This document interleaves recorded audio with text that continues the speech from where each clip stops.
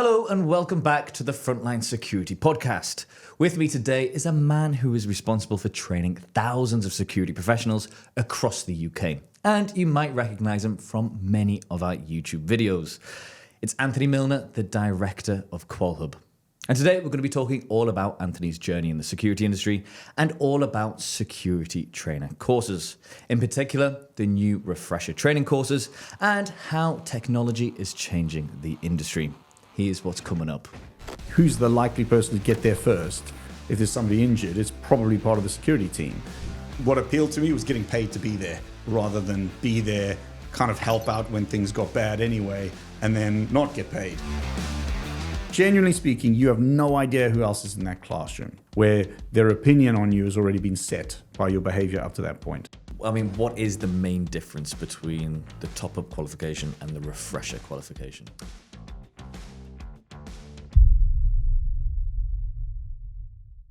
So, Anthony, first of all, thank you for joining me today. Pleasure to be here. Let's jump right in, shall we? Sure. So, what made you first start working in security?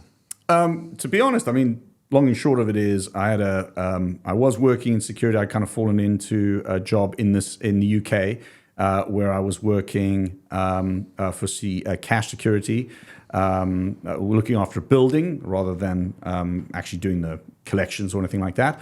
And at the same time, I had a housemate who had a friend come and stay with us, and they worked at a small bar club down the road.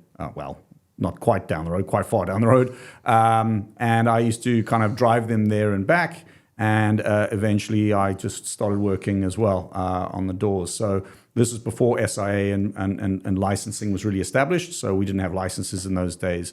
It was sort of very early 2000s at that time. Yeah. And what part of working on the doors appealed to you as opposed to what you were doing currently? Essentially, I mean, I was already there anyway because I was the lift. So because I was there anyway, what appealed to me was getting paid to be there rather than be there, kind of help out when things got bad anyway, and then not get paid. So, driving force was probably getting paid more than anything because I was there anyway. So that was kind of the start for me. Yeah. And I mean, that was going back, 20 years? More than that now, yeah. More than 22, 22, 23 years, yeah. So what other roles did you work in besides doors, or was it mainly just door work? It was mainly door work. There was a bit of close protection stuff. I did what was at the time called a bodyguard course. It's a long time ago. Again, prior to SIA licensing on it. And then we had, through some connections, there was some work overseas, but not really anything that we can go into detail on. But and then I kind of expanded later. Actually, I was already training this stage, but I then expanded into control room as well for council. So working as a surveillance officer, as well as doing their training for them as well. So there was that element as well. But primarily it's doors and surveillance are the two sort of main areas, yeah. Do you have a preference between either one? Very different. So with doors, there is overlaps. There's still understanding of human behavior and being able to look at people and read their body language, because two things that you have in common is in a control room, most often you don't hear anything. You're only going to see the visuals. So you're going to get very good at reading body language cues. And then in nighttime economy, it's kind of similar because you're in a nighttime environment. It's noisy. There's a lot of music. And you're, again, looking at people. You're not able to hear. So you kind of building up that body language cue reading as well, because you don't know if someone's just getting animated telling a story, or is there something about to kick off? So you've got to get better at kind of differentiating between those two things. But other than that, I mean, working in a control room, it's more relaxing in certain ways. You're sitting down, it's warm, you're not standing in the rain or in the cold or anything like that. So it is quite different, and it depends. I mean, but at the same time, the nighttime economy can be fun. So, I think they've both got their merits, both good. We often suggest as well that if you already have your door supervisor or security officer license, it's good to get your CCTV license as well. What would you say the main benefit is of having both? Again, employability. So a lot of places today that you work at, even in security guard work with a door license, you are likely to require both, because they might have a control room that they want you to go and work in and then carry out a foot patrol. Well, you're going to need both licenses to do that. So just gives you more employability. Plus, when you're looking down adverts for work, if you've got one license, you can only look at those jobs. If you've got both licenses, then you can look at all the jobs. And I always recommend the door supervision and the CCTV are great licenses to have, because you've got that massive flexibility with a door supervision license where you can work where all the alcohol is served and consumed. So you've got the nighttime economy, you've also got festivals, you've got all of that sort of summer festivals, winter events. You've got all of that available. And of course, you've got the CCTV as well, and you can also work in the control room at those events as well. So you just got that extra work available for you. Now, I mentioned before that you were responsible for training thousands of security professionals across the UK. Is thousands accurate? Yeah, I think I've worked it out once to around a 10,000 mark. And that's because, one, I've done it since 2007. And also the classes were quite different in 2007, 8, 9, all the way to 10, actually, where there were some changes. And I'm sure we'll go into the changes because the SIAs evolved a lot and the courses have evolved a lot. But in those early sort of days, the courses would run with much larger classes. So you could have 100 people in the room. Now, today, I would look at that and say, was that conducive to good learning? Probably not. It was more of a lecture rather than an interactive course. But the course was very different then as well, and what was required from candidates was a lot less than what it is today. And we will go into those changes. But it was a much shorter course, and requirements were a lot less as well. It was all theory, basically. It was no practical or anything like that. And what made you first get into security training in the first place? For a start, I worked for a security training company. I sort of, again, just in life, sometimes you have plans, but happenstance happens and you end up somewhere where you weren't necessarily planning to be. So I ended up at this training company, and I was kind of more running it than training at the time. It was about 2007 time. And I would always be in the class because there was a lot of sort of admin stuff that we needed to get done with all the candidates, paperwork and all of that. So I would just sit in the class and we would have not a lot of trainers, maybe 2 or 3 trainers, and probably only ever sort of one at a time because we didn't have that many courses. So it was just have the same guys. And then I would sort of take over on the final day just to kind of do a little bit of revision and stuff like that with the class. And over time, I would watch. I was lucky in the sense that I saw a lot of courses, a lot of trainers in the time that I was kind of picking up what they were doing. And I just started to take over, and then you'd have a guy call in sick or something. So I had the quals anyway, just as a backup. So I would just kind of fill in from time to time. And the more I did it, I enjoyed it. I enjoyed sort of giving them the slide information, but then the realities of working in the environment as well. And I've always enjoyed that.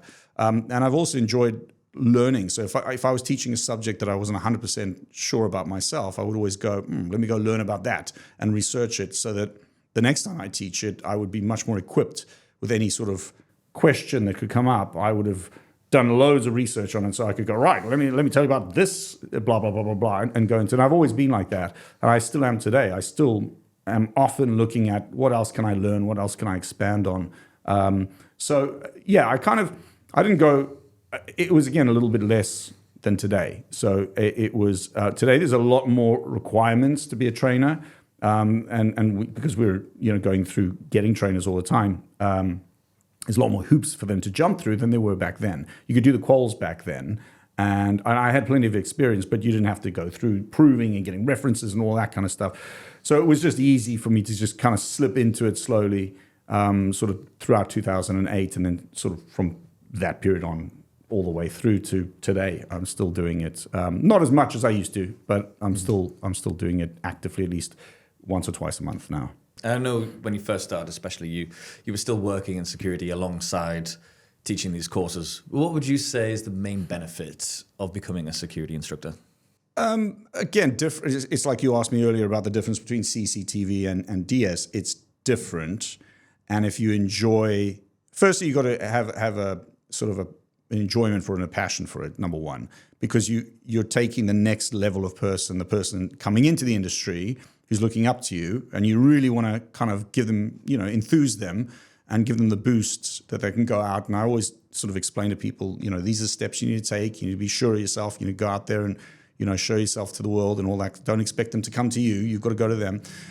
So I enjoy doing that. I enjoy getting people kind of interested and fired up and positive about it. With the doors, unfortunately, I was retired. I wasn't doing a lot towards the end. I did my last door in 2012. It was a private function, but I had an incident with my eye, which caused me to lose the vision in my left eye, which puts you a bit on the back foot. You're not, I'm not able to see sort of here, which is a danger to me, to my colleagues. So I kind of made the decision at that point to step away from the frontline door work purely because danger to myself, danger to colleagues.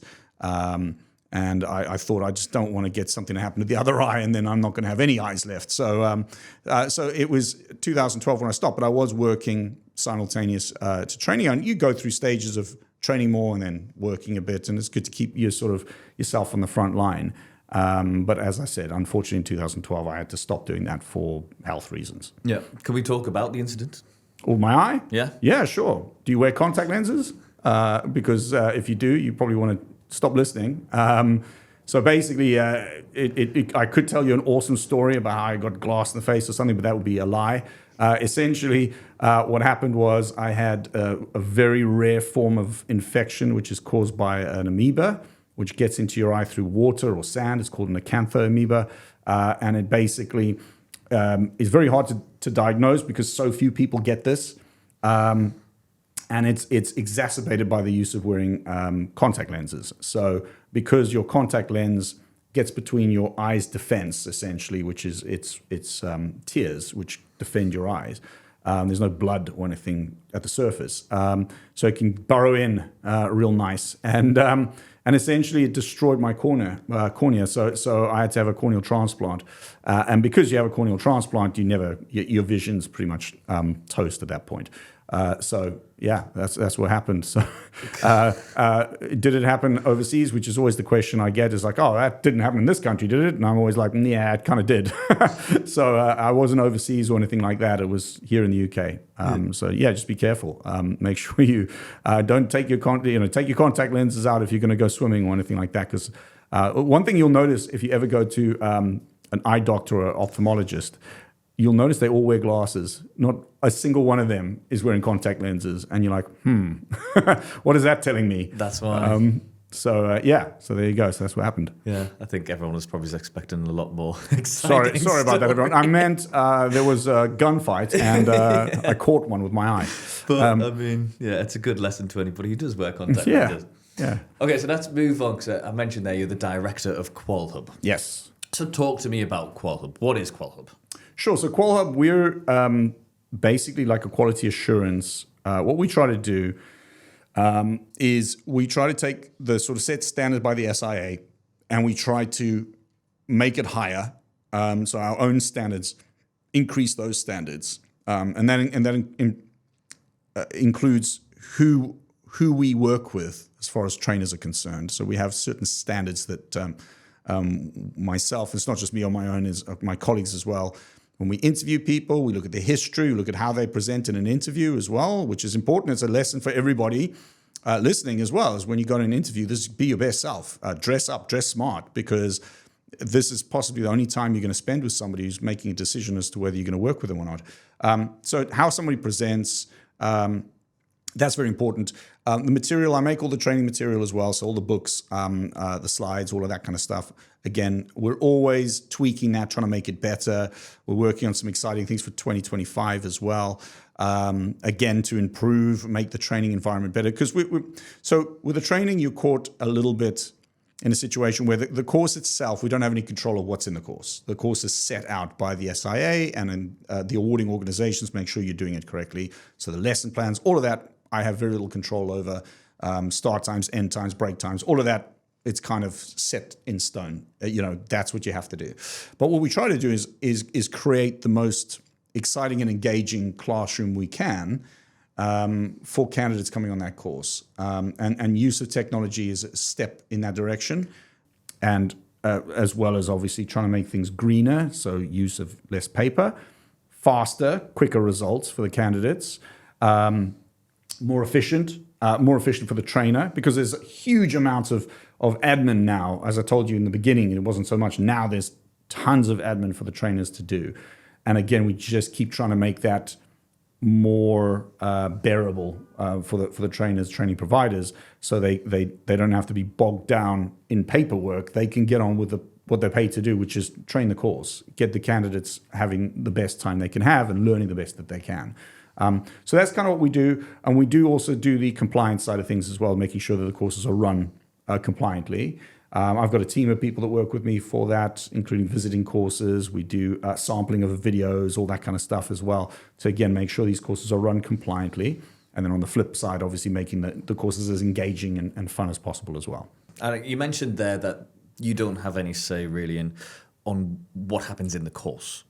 Yeah, what happens in the classroom, sorry. It's all set by the SIA. Correct. But do you have much collaboration with the SIA in terms of like, look, this just doesn't work? Or not really. We would like to have more input, and there's a change coming in 2026 where I would love to at least have an audience with the SIA when they're designing and scoping these, just for some input on the realities of certain things, where it can look good on paper, but when you take that into a classroom, the reality is quite different when you work with candidates, especially when time constraints are added, like how long something should take, where you go, well, okay, that's fine on paper, but in reality, it's actually going to take much longer than what you're saying.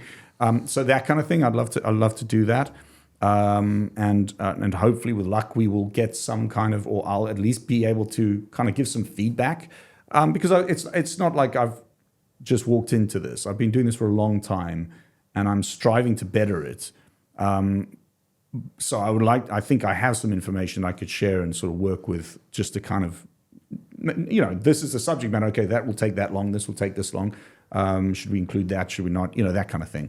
So I would love to, but currently, as it stands, no, I've never had any direct input with the SIA as to what is in the course and how it runs. And overall, think about from when you first started working for Qualhub, working with Qualhub, looking at how the classroom experience is and the door supervisor courses, how they are now, to where they are now. Yeah. How would you say they've improved? So material-wise, I spent a lot of time building the material. So there was a sort of a time when I first came on with Qualhub, which is about 2016, so nearly 10 years, 9 years ago, where, again, the standardization wasn't there. So you'd have different people using different sets of slides and all of that. So you didn't have that same set standard. So a few years ago, I think 2019, I rewrote all the material. So produced that and basically sort of said, hey, everybody, that's our material, that's what you use, to standardize. So that if you're in Newcastle or if you're in Portsmouth, doesn't matter, you get the same exact material.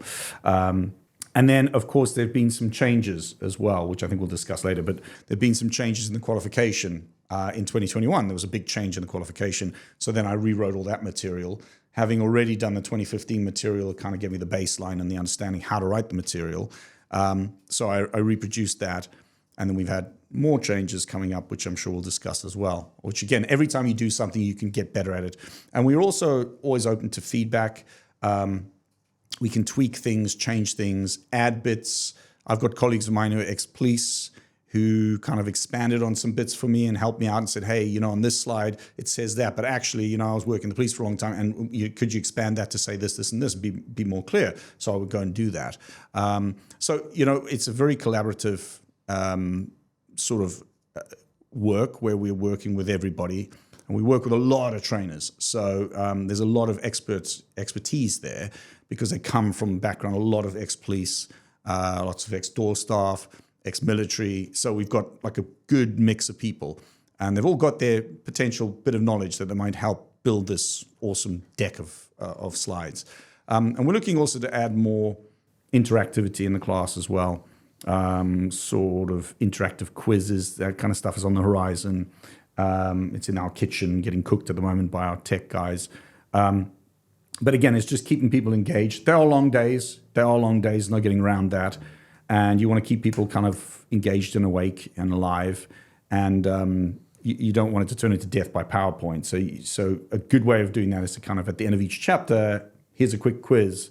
And then let's play a game with that. Let's use the fastest and who's got the highest score and all that kind of stuff. It just turns it into, it's the human nature starts to kick in, and it turns into a competition then, and everybody wants to have a go and see how they're doing.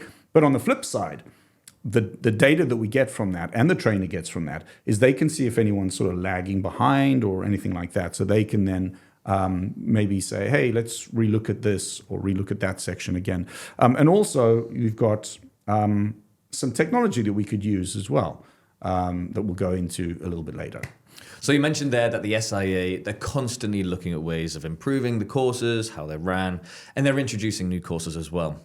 So back in 2021, they brought in the top-up training, and now they've just introduced the Refresher Qualification. So can you talk to us about the Refresher Qualification and what it is? Sure.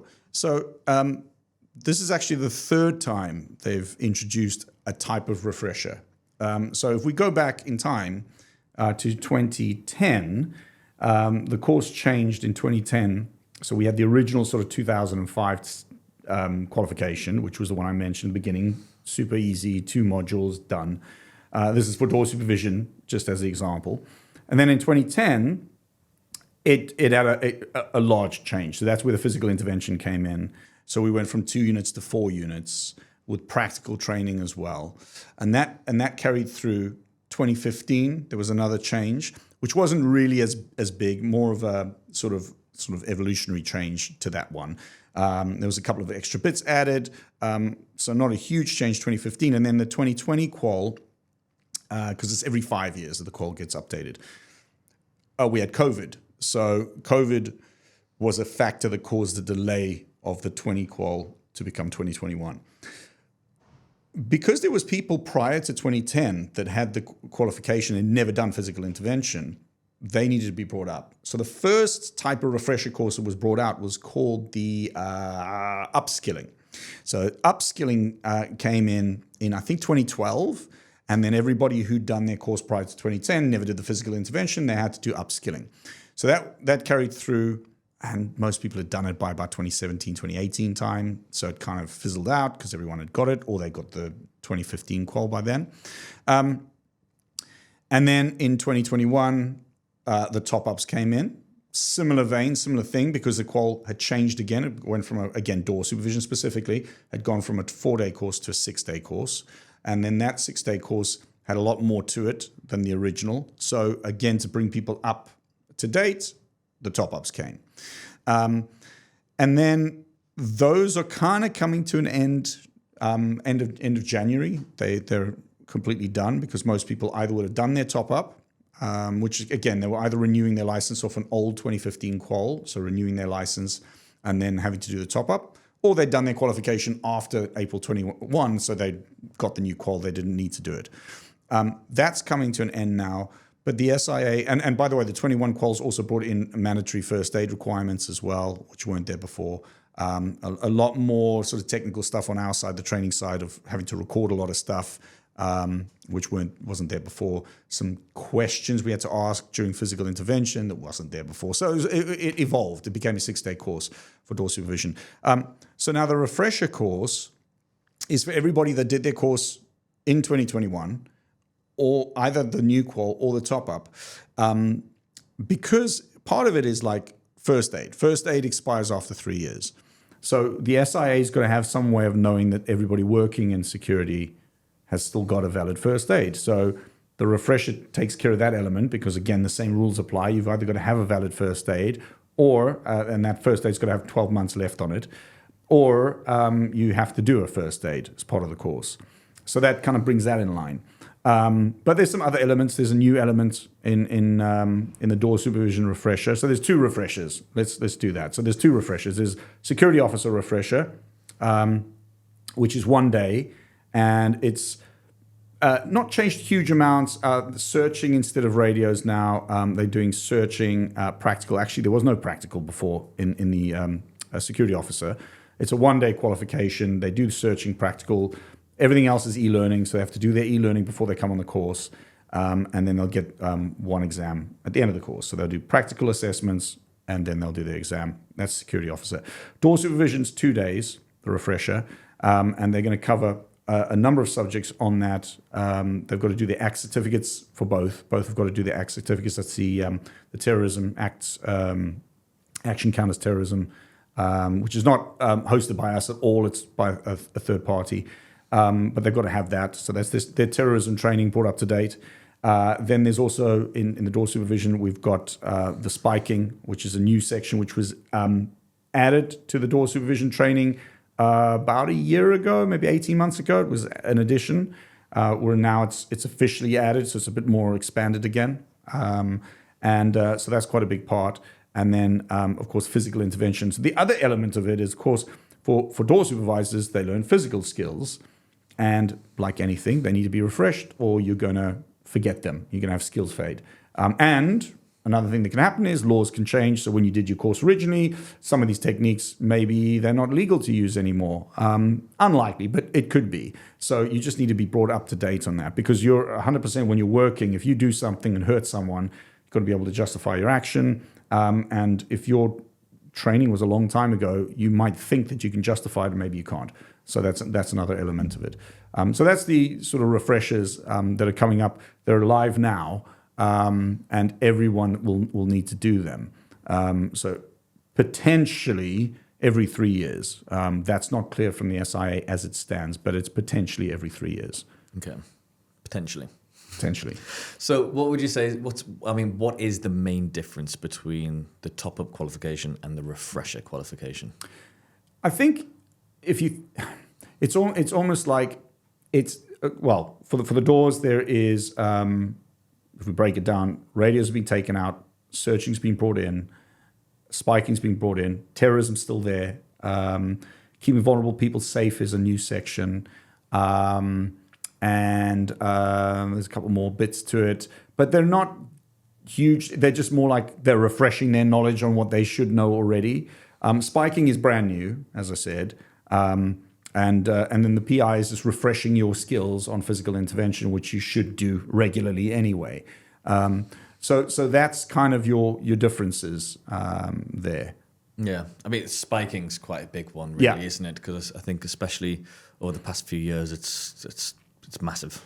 So yeah, with spiking, it's been around since I remember spiking when we were working, and we had certain things in place to protect customers against spiking. Whether it was some basic stuff like unattended alcohol was always taken away. People would be given. I remember we had these little bottle stoppers that we would give people so that people can spike drinks. It was very difficult, by the way. In reality, it's very difficult to see someone being spiked because of the environment you're in. It's dark. You can't really see it. It's the behavior after that you're looking out for. So that's covered as well in the new section. What to look out for, what should kick off your sort of spider senses to say, hey, that doesn't look right. And again, it's that going back to sort of behavior, looking at body language, understanding like what's happening there, understanding the behavior of someone who's coming to a venue half an hour before who was perfectly fine, who can now barely stand up, that kind of tell. So having that officially in the course is a really positive thing. And again, spiking is, as I said, it's not new at all. It's been around for a long time. In many shapes and forms. Essentially, people need to understand is if somebody orders a single drink and they get given a double without their permission or consent, that is classified as spiking. So even simple things like that, which maybe friends don't, I slipped a little extra into his drink, as a joke, whatever, that's illegal. So getting that understanding also across is super important to people to understand the law, where the law stands on this. But I said, it's not a new thing, and we had it in the door course added in. We already had keeping vulnerable people safe, so we did kind of discuss it a little bit. Then it got expanded on the DS course, and now it's quite nicely expanded on the refresher course. Yeah. And you mentioned earlier as well about skills fade. And one thing that I'm glad that's still in there is the first aid qualification. It's refreshing everyone's first aid skills because, as you know, security professionals are usually the first people on the scene of any emergency. Yes, and something that we've always done, going back to 2008, is we always would run first aid as an option for people who wanted to do first aid on the courses. And that comes from that exact point, is who's the likely person to get there first? If there's somebody injured, it's probably part of the security team. So you really should have that skill set. Absolutely, I'm really happy that it became mandatory. I'm happy that it has to be refreshed because, like any skill, if you did a course 6 years ago and now something happens, how are you going to remember what to do? So it really should be refreshed. And it should be refreshed. I mean, yes, your certificate's valid for 3 years, but I always think like annually refreshing yourself is not a bad thing. And if you can do it and you can afford to do it or your company can pay for you, it's not a bad thing because then when something does happen, you are going to be within 12 months of having done a course and being up to date entirely on everything. Yeah, 100%. So to sum up refresher training, what do security professionals need to know now? Everything to do with refresher training. The first thing is who needs to do it and who doesn't. I think that's important, especially while we have this kind of bleed through of both. So currently, what can be confusing is we've got the top-up courses that are still live till the end of January. And then we have the refresher courses that are also live as of the 1st of October. And I just want to make sure people understand who needs to do what. So it's quite simple-ish. If you did the original April 2021 qualification, so you did your qualification in April of 2021, then you don't need to do a top-up. You will need to do a refresher qualification instead. So essentially, don't do a top-up course if you did your qualification April or later 2021. Or if you've already done a top-up course, say mid-2021, you need to renew and you did a top-up course then, you don't need to do another top-up course. You need to do the refresher course. So that's who the refreshers are for. So anyone who's either done the top-up already or has done the April 2021 qualification, that's who that's for. If you applied early to get around doing the top-up originally, and you're essentially still holding a 2015 qual, please do the top-up because we have asked the question and we haven't got clarification as to what would happen if you do the wrong thing. So I can't give you an answer today, and I have asked multiple times, what happens if I'm due to do a top-up but I accidentally do a refresher? Does the SIA allow me to renew my badge? I don't know. I've asked the question and we haven't got a response yet. If you're unsure, contact Get Licensed when you're booking and say what you've got, what your qualification is. I've equipped everybody there on the sales side, on the customer services side, with all the information. So they should be able to give you a very clear answer. Right, you got your qual then, you need to do this one. Now, for the refresher, it's highly recommended that you do it when your license expires. It is mandatory, i.e. you will not get another license if you are renewing after April 2025. However, I would suggest that the demand will go up and things like, prices can increase because it's just market driven. And also there's one other element. If you renew early to get away from doing that, that's fine. But what about your first aid? Because legally you still have to have your first aid. So you need to make sure that your first aid is up to date. Now you might as well, it's probably the most efficient way, cost-wise, time-wise, to just do both at the same time. Get your refresher done, get your first aid done, and then just get through, and then you're done, and you're happy, and you can renew your license when it comes up. As long as you got the qual, you don't have to renew your license the next day. You can still renew when you need to renew, but at least you got the qual now, and that's going to be valid through to the time when you need to renew. So again, if anyone is confused about which qualification to take, either contact Get Licensed, or you can leave a comment under this video as well, and we'll get back to you. Yeah. Okay, so let's move on to technology. Awesome. So you mentioned a few things that especially Qualhub are doing to improve the way courses are ran. So tell me a little bit about the Qualhub app that's just been launched. Sure. So, I mean, we've got, we're always building more stuff. So we've got the push towards paperless. So that we introduced actually not that recent. It was actually launched in December of last year on the door supervision courses. And again, the idea behind it was kind of twofold. It was partly towards the trainers who had a huge amount of paperwork to do. If you imagine, 20 people in your class, you've got to mark English assessments, you've got to mark Unit 1 sort of pre-learning assessments, all of that stuff. It takes a lot of time.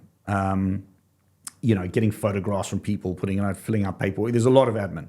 So we wanted to streamline that. So that was part of it. And I think the app working brilliantly towards like really streamlining things. And on the other side is you've got the exams. And of course, paper exams need to be put in an envelope, sent to the awarding body, marked by the awarding body, and then the results come out. And of course, if you imagine 50 courses all coming together, it depends where yours is in the queue as to when it's going to get marked. So when you do an online exam, your results are going to be there that day.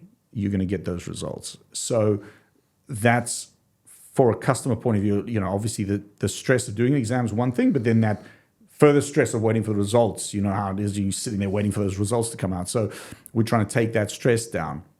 Now, it doesn't mean they can apply for their license the next day, because there's the other practical elements that still need to just go through, be collated and so on. But, people are generally ready to apply for their license if they finish on a Sunday. By probably Tuesday or Wednesday the following week, they can get on with their application. And I will give kudos to the SIA here, because their turnaround time is really quick now as well. So, people can within a week or two of doing the course have their license. It does, caveat here is it does depend on how complex your history is. Like if you've lived in one house for the last 5 years, it's going to be much quicker than if you've moved around and all that. They've got to do a lot more checks then. But so that's from the paperless side. It also saves huge amounts of paper being wasted. Like the amount of stuff that's just printed and then put in a box and stored for 3 years and then destroyed. It's phenomenal, especially as you scale it up and you've got multiple courses running. So on that front, it's saving paper as well, and it's more efficient. But then it's not just those elements. The candidate doesn't have to bring a photo because it's all digital. They take a photo, upload it, job done. So there's none of these having to pay. I mean, those little passport photos have become ridiculously expensive. I remember it used to be about £2. Now it's like £12 to get you can only get like 7 or 8 at a go, where they need one. So again, it saves them the hassle of doing that. And many candidates always forgot them. Correct. So you don't have to worry about it now. You don't have to worry about the photograph. It's on your phone, done, dusted. So that side, from the candidate's point of view. The other thing is that they just use their own phone. So we've built the technology so they can't cheat. And they just use their own phone as opposed to using sort of tablets or anything else. And it's been working awesome. We launched in December last year. It's gone out to most courses. CCTVs on the cards, it's a little bit more complex. We're still playing around that because of the practical assessments and what needs to be done there. But we're building that. And that's one part. And then we've got the first aid app, which again is just solidifying how seriously we take the compliance side of things. We've got it's evidence-based, so the trainer, again, on their phone will have the app. They'll be able to photograph the person doing the assessment, whatever it might be, chest compressions, AED, whatever it is. They take a photograph as evidence that gets stored against that customer's profile, etc., so that when we issue a certificate, we've got all that evidence. And again, it just makes the trainer's life easier as well, because they don't forget anything. It's all in front of them. The order of assessments standardized again, because that's the order everyone's going to do it in. So that's great as well. So we're continuously, and we're always tweaking and making it better and adding functionality on after feedback as well. Yeah, and you mentioned earlier as well that the app's improving the customer experience. We can then test their knowledge after certain modules and things like that. Absolutely, yeah. With interactive quizzes. Yeah, so that's something that we're still working on. That's in the pipe. The questions and everything are ready. It's a case of building the technology, because we want to build good technology. There is stuff you can use, like third parties, but we actually also want it for data. because it's also really helpful to see, across the board, 50 courses ran, everyone was a bit weak on this section. Okay, do I need to look at the slides in that section and see if I need to add something, make something better on there? And then it also helps the trainers because they get to see if somebody's weak in their class, motivates the candidates, turns it into a fun game so they can kind of have a little competition in the class, winner can get something. So it's going to really help kind of re-engage the class as well. Yeah. So yeah, looking forward to the launch of that, which will be probably early next year. That's very exciting. And of course, we have the GuardPass app where candidates can complete their e-learning, they can do mock exams, they can even find work, they can create their own CV and find jobs. But apart from that as well, you're also heavily involved in the CCTV Simulator. So can you talk to us a little bit about the simulator? Yeah, I mean, that was an interesting one because that came out of a need that we had. We used to use a lot of streaming software, which obviously needs internet. And we had a number of cases where the internet would drop for some reason and the trainers couldn't carry out their practical assessments. And it was a disaster because you then have to recall candidates and do it again and so on. And something that's difficult to do at scale is control how good the internet is at every single location that you're using. It's impossible to do that. So I was looking about, I guess it was 18 months ago, I was sort of thinking in my head, how do we get around that? So I went to one of my colleagues who's our sort of genius when it comes to these kind of things. And I pitched an idea of a CCTV simulator. And I sort of had it in my mind what I wanted. And this, again, came from just years of doing the assessments. And I knew what I needed it to do. I then clarified with the awarding organization that they would be happy for this because obviously it's not going to be live video. It's going to be scenes that will play out and look like a CCTV control room, 4 cameras. There's going to be things happening that people have to do. And I used the assessment checklist to make sure that we had everything happen. And most importantly, all the videos are stored locally. So that means that there's very little need. There's some security need for the internet just to log into it. But beyond that, the streaming isn't coming from somewhere else, it's coming from the laptop. So that's really changed the game. And then out of that, we started getting interest from outside parties that had come on the course, seen it, and wanted to use that technology for their own internal training. So that was very interesting and unexpected. And we've got a couple of clients now who actively use it for their own in-house training as well, because they can plug their own training videos into it and then use that to carry out their drills, whatever they want to do, where they are. I mean, again, it just makes it so much more engaging for candidates trying to learn how to use it instead of just talking to them about it. Yeah, absolutely. I mean, it's a requirement that they do the practicals. But when you do it at scale, like, look, if you're running a training provider and you've got like a place that you are and it's your fixed location, you can put cameras up and you can kind of make it work. But when you're running courses across the country at scale, that option is not viable. And I've tried lots of options, by the way. I've tried having people, take CCTV cameras with tripods and, set them up. But the thing is, CCTV cameras aren't designed to do that. So they're quite finicky, the little wires, and you try and click them together and the next thing is a wire breaks and then you're stuck again because the camera stops working. So we tried everything. And in the end, this was the best solution. And it works really well with the criteria that we have to hit as well, because we made sure that all the criteria were there. Whereas if you've got a camera set out there just in a car park, well, you've got criteria to hit. What if no one walks past there? Now what? How are you going to track someone? So we have all of that done because we had actors come in and carry out all of the scenarios for us. Now, outside of training, obviously AI and tech's just evolved massively, especially over the past couple of years. AI's mad. Massively, yeah. But Elon Musk launched those robots, what they called Optimus robots. Yeah.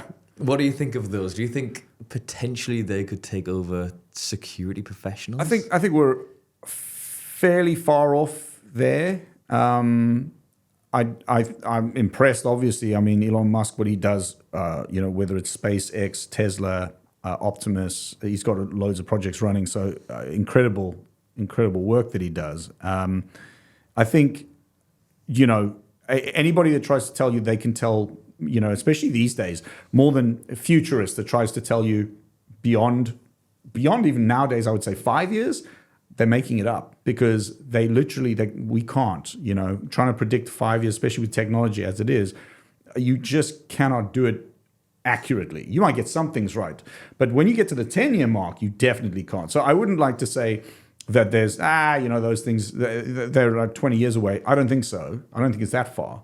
I would say it's possibly outside of 5 years because it's mainly about production and cost, isn't it? That's what it comes down to. You've got to get, firstly, those things to work exactly how you want them to. But secondly, it's also about cost of production and getting them to a price range, which is not the same as buying, a Lamborghini, buying one of those robots. Because I don't know what they cost, but I suspect they're probably not cheap at the moment. So from a company point of view, if you would say, I'm going to get robots to do the job of personnel, you'd have to calculate your costs. And cost of you or me, human beings doing it, we're going to cost you over a period of time, whereas the robots are going to be an outlay initially. That cost has got to be weighed up, doesn't it? So if I've got to pay £1 million to get 4 robots, it's going to take a hell of a long time for you and me as paid individuals to kind of equate that cost. So I think in the beginning, we'll probably have that cost on our side, but over time, who can say? Yeah. I think the main thing is like, can they still do the same job? Because there's a lot of human interaction, Absolutely. Can robots do that? As I said today, no, but tomorrow, who knows, man? Who knows? Well, I'm sure we could spend it just talking about robots taking over the world. But it's been an absolute pleasure having you on. But one final question. What advice would you give to anybody turning up to their course on the first day? Okay, so a couple of things that I think is important. Number one, present yourself well. Genuinely speaking, you have no idea who else is in that classroom. Don't worry about me as the trainer. Impressing me is fine, but actually there could be other people in that classroom who are running security companies, who are project leads in very big security companies. You want to make the good impression with those people who you don't even know are there. So you could be, it's almost like you're doing an interview, but you don't know you're doing an interview. So if you dress smart, you're going to stand out because, people come to those courses, they don't normally dress up very smart. They might turn up a little bit late. There are requirements with the SIA. So number one, make sure you're on time. But, being a little bit early is a good thing. Dress smart, present yourself, be your best self, I think is what I would say. And you really are, it's kind of self-promoting, aren't you? You're trying to promote your best self. But also on the other side of that, ask questions, try and learn. You're all there for the same reason. The reason is to get the qualification, to get the license, to get the job. That's what everyone's for. But at the same time, use the time you've got, because once you've done that course, next time you're going to be involved in those situations is going to be in real life. When you've got the license, and then you're going to be thinking, what do I do here? So really ask the questions where you don't know. There's no such thing as a silly question, especially as trainers. We've seen them all before. And I really take time to make sure the class is comfortable in understanding that I'm not going to berate anyone for a question. I'm going to try my best to answer that question and give them as much knowledge as I possibly can, because that's what we're there for. Otherwise, you could just watch the slides yourself. What's the point? So that's what I'd say. So be your best, ask questions, try and make the most of the time you got there. Yeah, fantastic advice. Again, you just don't know who's going to be on there. That someone might be offering jobs. Absolutely. And it does happen. It does happen in courses as well. You get people on there who actually go, I run a security company. They might not say it right away as well. Mm-hmm. They may not mention that until 2 or 3 days in, where their opinion on you has already been set by your behavior up to that point. Fantastic advice. Well, it's been an absolute pleasure. That's all from us, and we'll see you on the next one. Thanks very much.